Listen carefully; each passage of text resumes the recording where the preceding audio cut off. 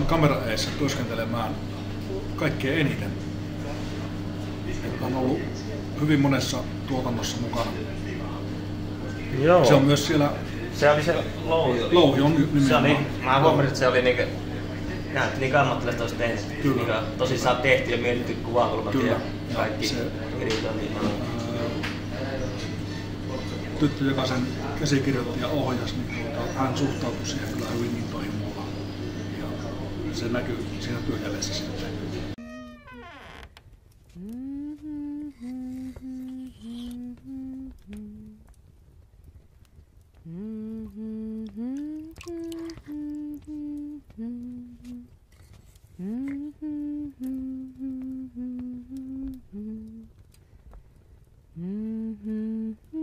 Mitäkö varten sitä oikein laittauvuttaan?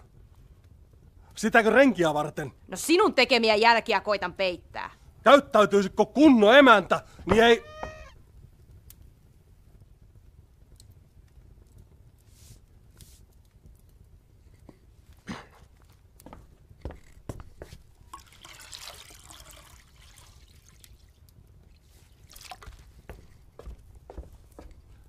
Vielä minä isken pukkoni siihen syömmeen, joka sinua ei liikuttaa.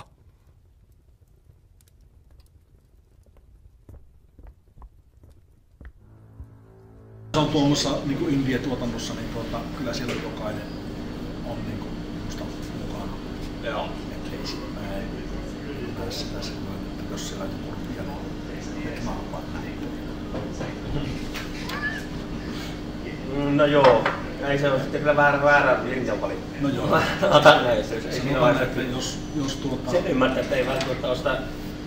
Ammattilainen ei välttämättä osaa kaikkea tehdä, tai sitä vaan huono, mutta se, että se ei yritä, niin sitten se on sitä. Siis jokainenhan, siis kyllähän se on taas tyhmyyttä, jos lähdetään niin pyrkimään semmoiselle tontille, mikä ei sulle kuulu. Mutta sekin käy näyttelijänä ja ohjaamaan. Samassa tuotannossa. No joo. Mutta ei tommoinen. No on varmasti. Varmasti löytyy. Se on niin luoteestakin kiinni. Harmi vaan, älyttömästi harmittaa, että Torniosta vietiin tähän koulutus pois. Miksi se on? En tiedä. Sitten oliko nää itse sitten sinne niinku, opiskelitko nää myös sitten? Nää olit vaan, mä olin ihan oliko ne niinku, hakiko ne sitten siihen? Ne haki rekryä, kato näyttelijöitä ja sitten kato kun alkoi tulla maailman tutuksi ja aina kun tuli uutta rekryä, niin se oli aina kynnys oli matalampi ja kyllä. Siihen ne haki siihen louheen, ne haki ihan erilaista näyttelijää. Mutta kun ne ei saanut, ne tiesi, että mä oon kokenut tekijä, niin ne otti sitä. Vaikka mä en niin ollut näyttelijänä, siinä olisi pitänyt olla tumma, paljon nuorempi kaveri. Mutta tuli sitten valituksi, kun tiesi, mitä ne saa. Se taisi olla vähän harmittaa noissa. En tiedä harmittaako tekijöitä, mutta monesti näitä niin löytyy hyvin niin laadukkaita. Se, että se jää siihen, että se 100 ihmistä katsoo. Emme ole vaikka se unohtu koko projekti. Sitä ei saa... Siitä on aika karu mun kohtalo. Niin. Mä voin kertoa, että... Itseä kiinnostaisi vaikka jos olisi semmoinen paikallinen teatteri, joka esittäisi tämmöisiä indie. Mutta sitten ei ne koskaan... Ei enää riitä rahat, kukaan ei tule katsoa. Joo, ei. Minun osalta loppukohtaus se kuvattiin Tervolassa näissä Koskessa. Joo. Ja siellä oli myös ensiapurikin paikalla. Just mua varten. Mä menen semmoiseen siis, vaikka se oli pitkällä kessää, niin se vesi oli saatanan kylmää. Mä menen sinne Koskeen sillä tavalla, kun mulla niinku takaraivo on veessä. Joo. Ja se otettiin 4-5 kertaa uusiksi. Just. Ja joka ikinen kerta oli semmoinen pieni kuolema. Tuntuu. Se oli siis aika raakan kylmää se vesi. Se on siellä Turkissa ja hyvältä näyttää.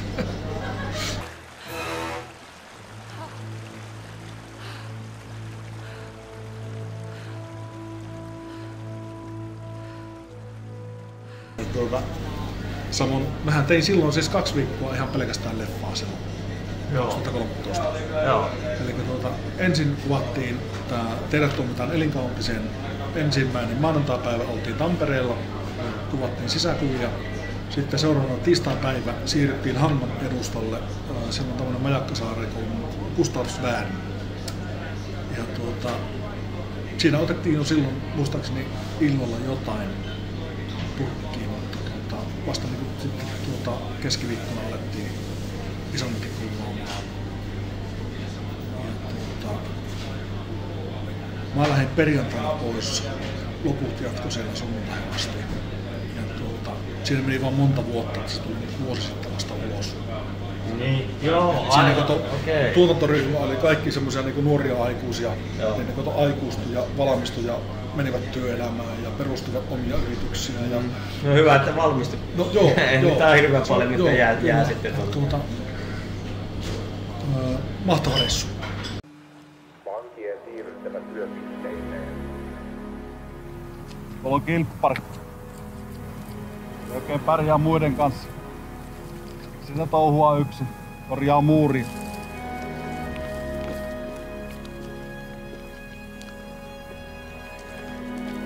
Sä koskaan ollut vankilassa?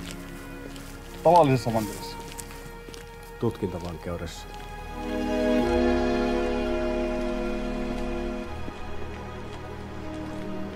Tässä on sun tuleva työpisteesi. Sari 9 tuottaa viljaa. 10 lihaa. Sun tehtäväksi jää kalastaminen. Yhdessä meidän toisen kalastajan kanssa, Remi.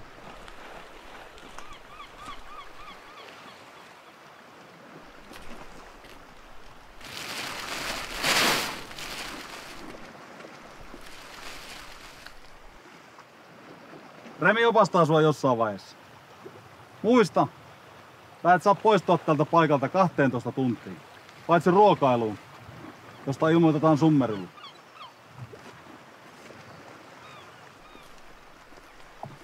Sen sijaan, että penäis oikeuksia ja kapinois, kannattaa keskittyä noudattamaan sääntöjä alusta alkaen.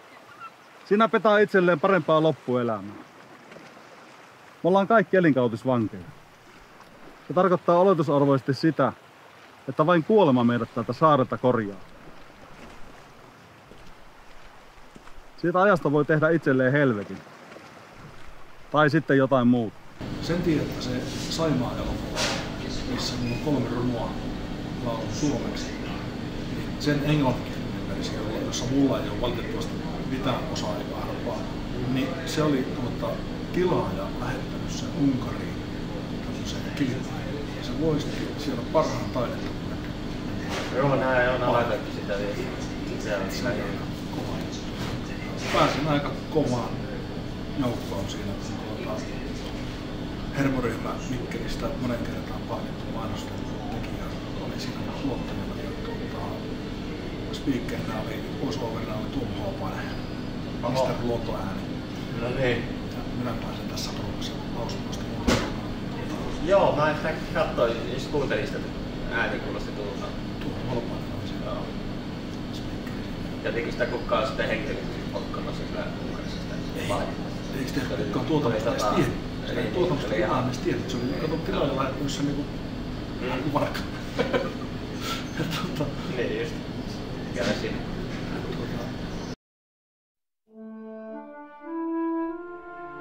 Tänään jaksan kuunnella hiljaisuutta. Minkään en anna syödä rauhaani, koska tämä on mieleni koti. Aina perillä, aina matkassa.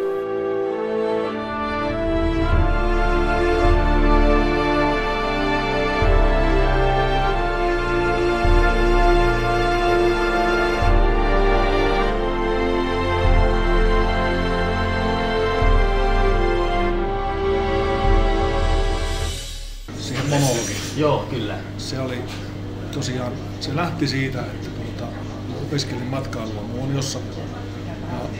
Meillä oli tämmöinen, tehtiin niinku, kierroksia paikallisissa matkailuyrityksissä. Silloin oltiin tuossa Metsähallituksen Kellokkaassa, mikä on tuossa Ylläksellä. Joo. Siinä meidän kurssilla oli tämän paikan yksi työntekijä. Hän ilmeisesti jossain esimiesasemassa siellä käsittääkseni. Mietittiin sinne sitten heidän tapahtumansa Tori- ja Metsäpäivälle uutta ohjelmaa. Ja joku ehdotti, että näytelmä, savottaa hänet näytelmää ja joku toinen että monologia. Sitten kaikki oli, että hei Jari, sun hommia. Siihen mennessä niin oli jo tiedossa, että mä oon näin. No, minähän nousin siitä kuin limpputaikina ja seuraavalla tauolla soitin sitten tuolle Kareniksen Martille, joka muuten asuu kans tossa ihan nurkan takana. Martilla oli silloin selän kanssa niin se ongelma, että hän tyrmäsi välittömästi sen, että hän on leikkaukseen menossa, että hän ei lupaa mitään. Ei pysty. Sitten soitan Mikille, vaikka siis Mirjam Kälkeälle Tornioon. Seuraavalla tauolla soitin Mikille. Hän ei sitä niin kertasoitolla luvannut. Mä kävin 3 kertaa Mikin luona. Ja sitten Mirjam lupasi, että hän sen mulle käsikirjoittaa. No niin. Ja siinä ei kauan mennyt ammattilaisilla. Siinä 2 viikkoa. Mulla oli käsikirjoitus käsissä. 11 sivua. Aika pienellä fontilla tekstiä. Ja pyysin ja sain ohjaajaksi Median Ruutin Torniosta. 30 vuotta teatteria. No niin. Rautainen ammattilainen. Siitä alkoi harjoitukset, kesti koko kesän. Ja jälkeenpäin on ollut puhetta, että minua ei uskonut edes ohjaaja sillä aluksi. On heidän kanssa, se oli se ensimmäinen Intia, minkä kanssa tein. Sekin löytyy YouTubesta, semmoinen kuin Neito. Joo, oli se on vain semmoinen K18-versio sitten tuolla, loppukohtaus on poistettu siitä, kun tämä miespääosa esitti ampuu vaan selkää. Okei. 3 kertaa. Se oli aika karu noin niin kuin käytännössä, kun mulla oli täällä semmoinen pussi, jossa oli ihan oikea naudan verta. Ja se sondilla sitten pukattiin siinä sen ampumisen jälkeen, niin se pukkas sen sondilla rikki ja se maksuttunut veri leviää täältä ja haisee niin Eikä olisi löytynyt jotain teatteria? Se oli siis ihan oikea maksuttunutta lehden verta. Oi jumalauta, se haju tulee vieläkin. Haetaan sitä autenttisuutta. Kyllä. Se oli kova juttu pojilta. Ihan harrastus.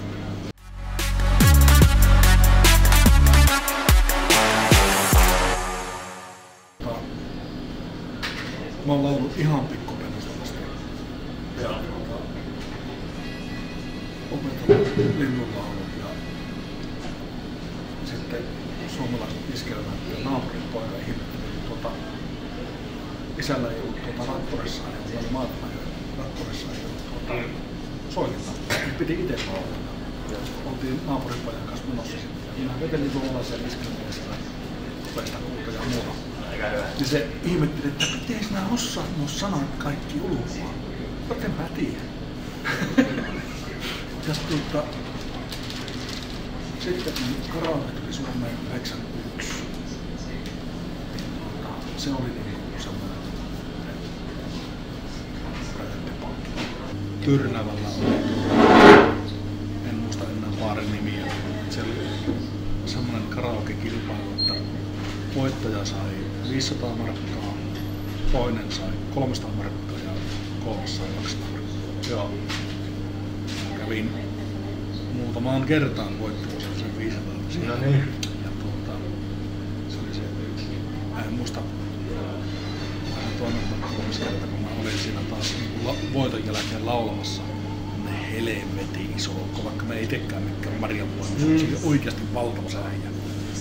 Tuli 1000 kännissä sieltä. Hän pihalle kattoo, kuuluuko sille hopein niin puu. Just.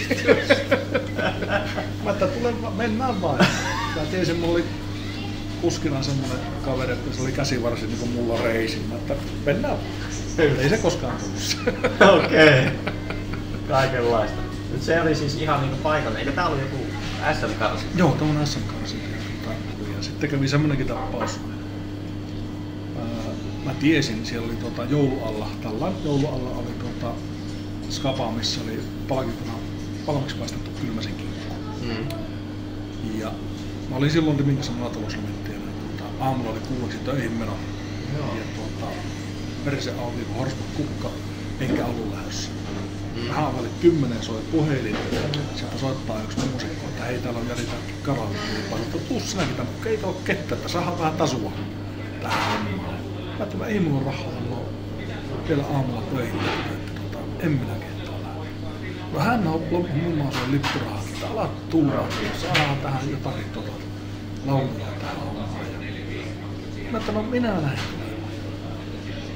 Se joukko tuli sitten ja antoi mulle sen 12 markkaa, tai se oli se pääsymaksu. Laulettiin ja siellä oli myös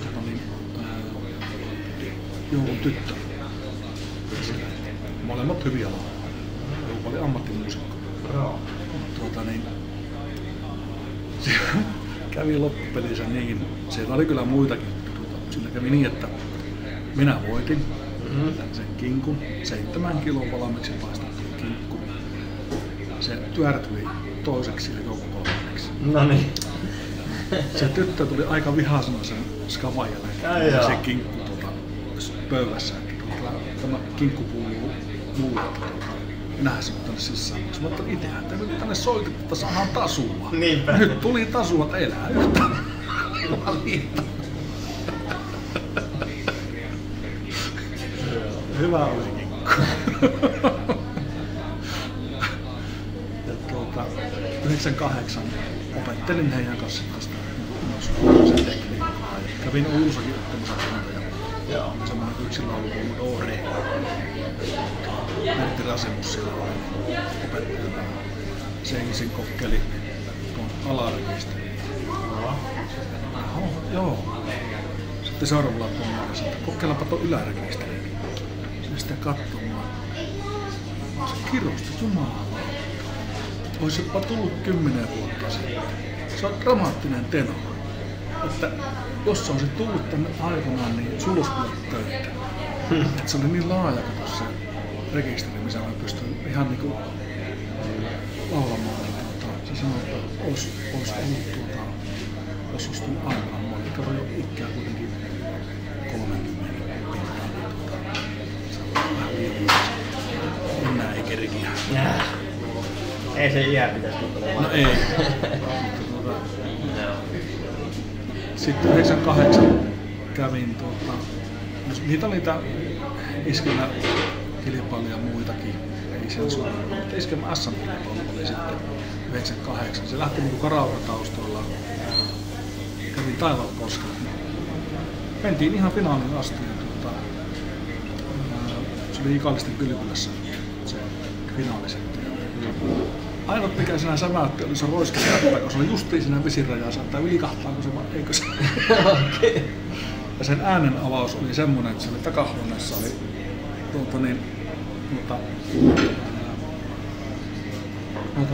tekilasotteja. Se ottaa yhden sotin.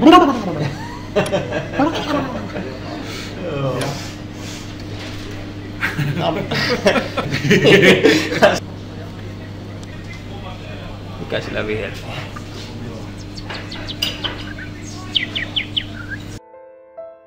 Sisurent.com. Vuokraappa ite. Sisukkaat.com. Täsmätyötä tekijöiltä teettäjille.